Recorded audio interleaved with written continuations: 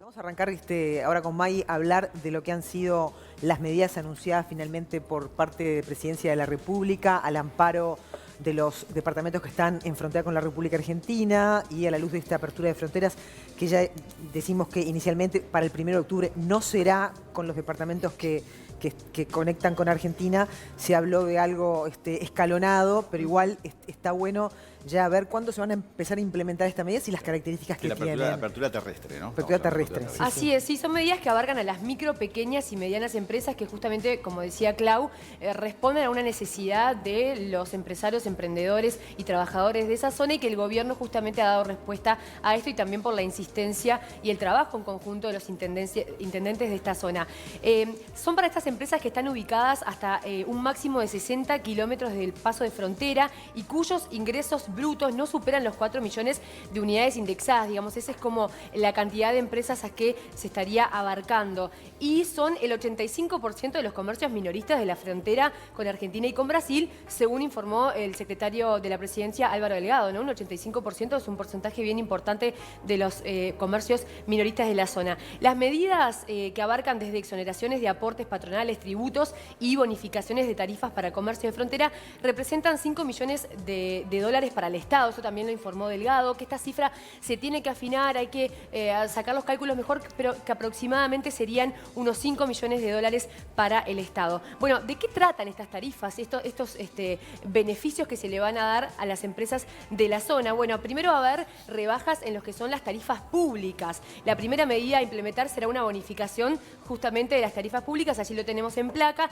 En Antel, por ejemplo, se va a generar una bonificación en la telefonía fija. En UTE se va a bonificar el 100% de cargo fijo y por potencia contratada para las empresas que consuman menos de 40 kilovatios. Y por su parte, en OCE, lo que van a hacer estos beneficios, se va a establecer una exoneración de cargos fijos. Esto tiene que ir también a discusión de los directivos de cada una de las empresas públicas, pero bueno, esta es la idea y el planteo que hace el gobierno. Después también habrán exoneraciones, ¿no?, por parte del gobierno, que se va a enviar al Parlamento un proyecto de ley para otorgar exoneraciones y beneficios tributarios que tendrán una duración de un año, ¿no? Por lo pronto van a ser de un año. Estas serán exoneraciones de aportes patronales y exoneraciones también de tributos de la DGI.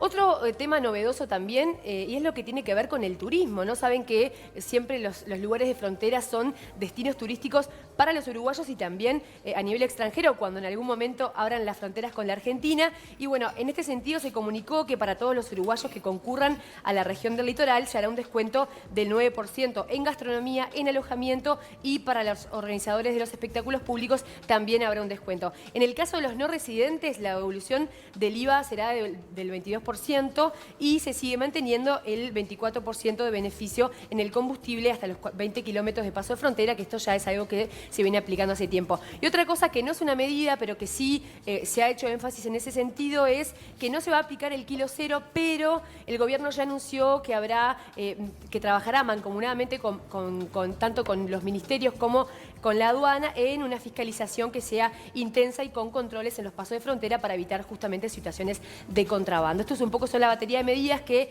tienen que ajustarse un poco los lápices para que son los cálculos, y también tiene que ir a discusión parlamentaria, discusión de la decisión de los directores de las empresas públicas, pero bueno, esto es lo que plantea, digamos, el gobierno. Es un proceso igual que lo van a tener que acelerar, más allá de que la principal barrera hoy al 1 de octubre sigue siendo la sanitaria, porque claramente hay todo un protocolo que no es ir y salir de la República Argentina, sí. Es decir, hay que cumplir una serie de cuarentenas en el otro lado, entonces eso hace que el comercio... Ir a comprar el coto, señora, no le va a servir porque se tiene que quedar no sé cuántos días. Además tiene 2 PCR que le van a costar guita. Exacto, que sale mucho dinero, ¿no? 100 dólares cada PCR. Lo tenemos vía Zoom al intendente de Río Negro, Omar Lafluz, para conversar y charlar respecto, por supuesto, a estas decisiones que se han tomado. Ya hemos recibido las reacciones de las intendencias que son favorables a estas medidas, Lafluz, así que ya sabemos que las han tomado con agrado, a pesar de que hay un sector del comercio que se siente no contemplado en alguna propuesta, por ejemplo, la que tiene que ver con la microimportación para reducir costos, algo que planteaban desde el comercio del departamento de Paysandú. Ya saludarlo, agradecerle que esté con nosotros y preguntarle por qué ese aspecto, digamos, no se valoró a la hora de tomar las decisiones. ¿Cómo le va? Buenos días, bueno, es un gusto estar hablando con ustedes. Gracias por el contacto. Y aquí lo que hay que entender es que estas medidas son medidas que toma el Poder Ejecutivo a propuesta de una cantidad de gente, entre otros nosotros, los intendentes del litoral y el norte, después de haber tenido 2 reuniones con los centros comerciales, especialmente del litoral, y CEDU, la Cámara Empresarial.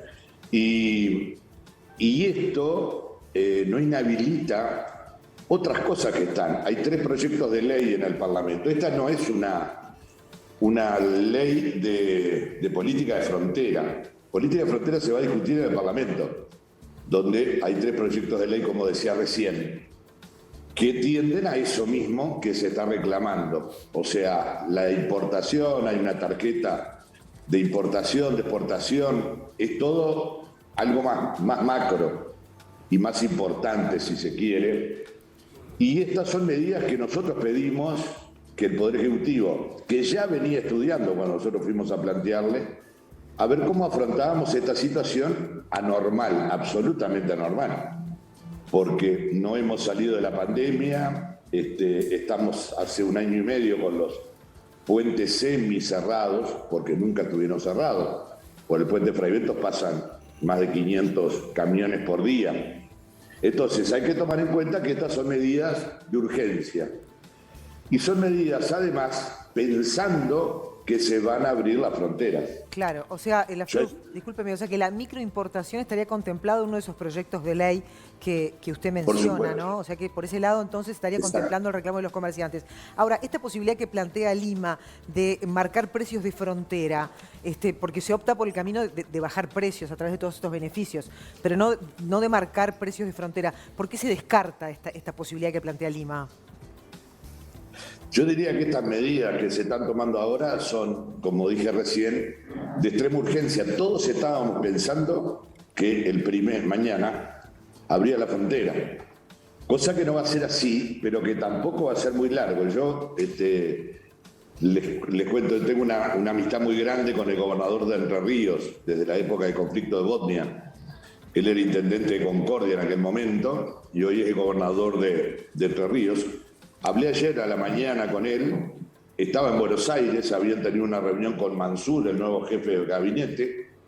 Me dice, mirá Omar, de palabra en la charla nos dijeron, bueno, vamos a abrir la frontera terrestre. Ahora, por lo menos nos va a llevar 2 semanas o más a armar el protocolo sanitario, que es uno de los principales temas en esta urgencia inmediata que tenemos.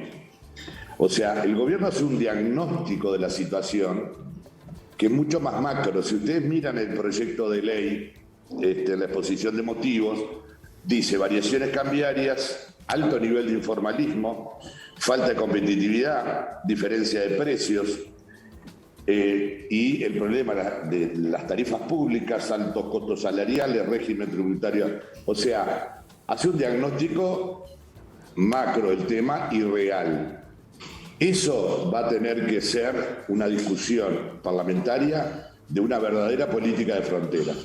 Ahora lo que estamos teniendo son medidas de urgencia. Y más que bajar los precios, me parece, y en mi interpretación, acá lo que se pretende es mantener el empleo. Darle algunos alivios tributarios a las pequeñas empresas que, como usted decía muy bien, o alguien decía el 80%, para darle un ejemplo, en Fray Bentos, en Río Negro, tenemos 4.017 empresas, de las cuales el 69%, casi el 70%, factura menos de 1,5 millones de pesos por año. Sí. La FLUF... Por lo tanto... Sí, perdón. O sea que se mantiene la prioridad de mantener el empleo por sobre el tema de bajarle los precios y que eso llegue a beneficio del consumidor final. ¿Es un poco esa la interpretación que hay que hacer? Se pretende que esto pase a precios. Todos sabemos que eso no es fácil de lograrlo ni de controlarlo. Vamos a ser sinceros. Esperemos que sí. Pero me parece, y es mi interpretación absolutamente personal, Esto lo que pretende es no provocarnos un desempleo tremendo. Por eso, y era los centros comerciales siempre pedían, precisamos competir mejor. Las tarifas públicas son altas, esto es alto, los aportes patronales. Bueno, se trata de tomar medidas rápidas, urgentes, para ayudar en algo. Por supuesto que pretendemos que pase a precio, pero seamos honestos con nosotros mismos, a veces no es fácil eso. La FLUS, yo le quería preguntar, usted habla del buen vínculo que tiene con el gobernador del otro lado del río y ese tema de definir protocolos sanitarios. La pregunta va, o sea, hoy en día lo decíamos al inicio, ¿no? ¿No sería muy conveniente, aunque se hubiera abierto mañana la frontera, cruzar el puente cuando hay que hacerse PCR para un lado, PCR para el otro? Si se viaja con niños hay que hacer una cuarentena. En esas conversaciones que ha tenido usted con el gobernador del otro lado del puente, ¿podrían cambiar esos protocolos? O sea, ¿quedan liberadas las provincias de alguna manera a flexibilizar para facilitar ese viaje? Porque ahí sí sería una complicación. No, yo creo que la medida fundamental acá para controlar esto, si abre la frontera, es el protocolo sanitario, no hay ninguna duda. Es la medida más fuerte que hay. Tener que hacerse un PCR cuesta 4.000 pesos, claro, por lo menos. Y hacerse otro. Para volver, es realmente, arrancás 8.000 pesos en contra. Del otro lado, lo que sé es que se va a exigir lo mismo. Y es más, ellos saben, Argentina no pasa del 30% de vacunación. Y Gualeguaychú, en el caso nuestro era de los lugares más bajos de vacunación hace mucho tiempo, con un nivel de enfermedad muy importante y con una cantidad de muertos importante también. Entonces, el gobernador me decía, nosotros tenemos que ser muy conscientes de la situación que tenemos y cómo controlamos. Incluso más, la cónsul me decía ayer que probablemente también se exigiera el antígeno, el análisis de antígeno también. No sé, es verdad y es cierto. Creo que la medida más importante es el protocolo sanitario. Claro. Intendente, ¿cómo está el sector turismo y cómo se proyecta de aquí a más? ¿Entienden que estas ayudas podrían también implicarlos a ellos? ¿Cómo se va a potenciar también los destinos allí en frontera para que justamente este sector que ha sido tan golpeado durante la pandemia pueda levantar un poco la cabeza? Nosotros somos algo medio particular. Primero, tenemos de todo, gracias a Dios por lo menos. Tenemos sol y playa en las cañas, tenemos un turismo natural muy grande que lo estamos potenciando y estamos con un proyecto de ecoturismo justamente con la provincia de Entre Ríos, en las islas del río Uruguay, donde están las 6.000 hectáreas, 7.000 hectáreas de las islas del río Uruguay, en los esteros de Farrapos, en San Javier y Nuevo Berlín. Y por supuesto tenemos un turismo patrimonial muy fuerte con lo que es el patrimonio de la humanidad en el Anglo. Cuando fue el ministro de Turismo, Tabaré Viera, al Congreso, yo le pedí que tenían que dar más ayuda al turismo interno. Uruguay ha cambiado en los últimos 20 años, o un poco más, pero en los últimos 20. Donde hay una cantidad de gente que se toma vacaciones.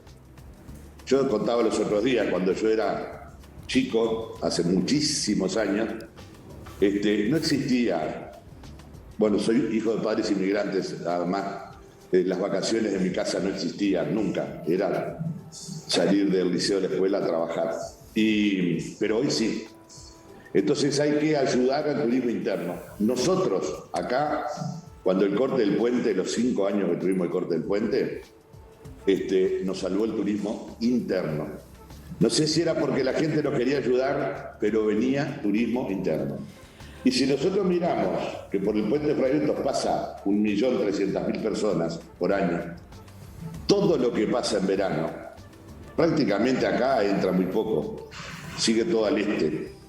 Entonces hay que darle mucha ayuda al turismo interno. ¿Por qué? Porque es lo que nos puede ayudar bastante. Claro, la FLUS, usted ahora que habla del turismo interno, más de una vez lo he escuchado decir que en este periodo de pandemia se ha incrementado un 30 a un 40%, digamos, la capacidad de comercialización en el sector que ahora se está cuidando con esta apertura de fronteras. ¿Es la misma situación la de los departamentos colegas que están en la circunstancia de limítrofe con la Argentina? Sí, prácticamente el porcentaje es muy parecido, muy parecido.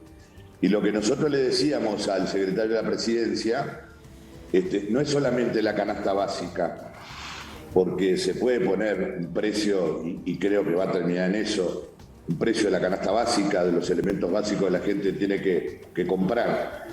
Es la costumbre arraigada de cuando estaba el puente abierto, era pasear el domingo, supongamos, por la Rambla tomando mate, y antes del mediodía irse toda la familia argentina a comer de primera el mejor vino, ya que llenás el tanque y ya compras alguna cosa. O sea, no es solamente el que va a comprar con un bolsito, es otra cosa. Y lo otro son los servicios. En las ópticas, por ejemplo, la diferencia es abismal. Entonces, tú decís, bueno, vamos a cortar. Que tampoco es cierto lo del 0 kilo. 0 kilo lo dijo el intendente Lima como que no había tenido mucho efecto. También estaba presente el director de aduana que dijo que se iba a reforzar el trabajo, pero no sé si va a haber alguna implementación de eso o no. Entonces, es todo un paquete ahí que hay que tener en cuenta. Bueno, intendente, le agradecemos el tiempo para el programa esta mañana. Ojalá que esta primera barrera sanitaria dé el tiempo también para conformar esas leyes en el Parlamento que amparen a los comerciantes y que se mantengan esos porcentajes de rentabilidad para sostener el empleo. Muchísimas gracias por su presencia esta mañana en el programa. Bueno, muy amable a las órdenes. Muy bien.